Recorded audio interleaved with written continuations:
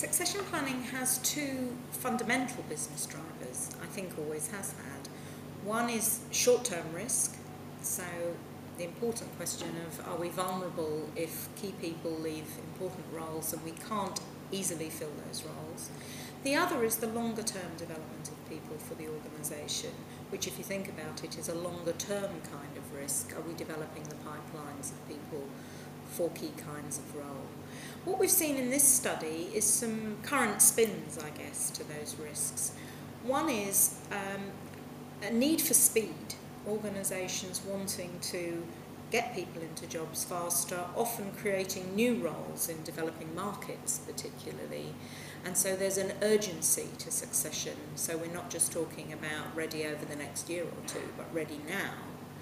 Combined with wanting quite specific skills for jobs, so even with leadership roles, wanting people who understand that market, who understand the function they're leading. So perhaps a decline in a sort of only being interested in general management skills. So one of the things the research addressed was, if you've got this talent management stuff, why do you still need succession planning as well? Part of the answer is that some of what we call talent management now, particularly the development of people seen as high potential or as successors for key roles, was always part of succession planning. So it's not new, it's just a change of vocabulary.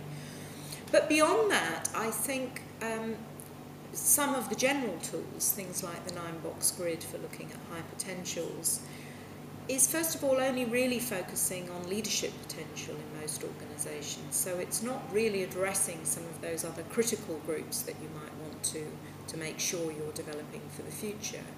But also it doesn't really, from the individual's perspective, address the question potential or talent for what. And I think if you're going to act after you've done some identification of talent, people need some idea of what kinds of jobs might the organisation think they might be able to do in future.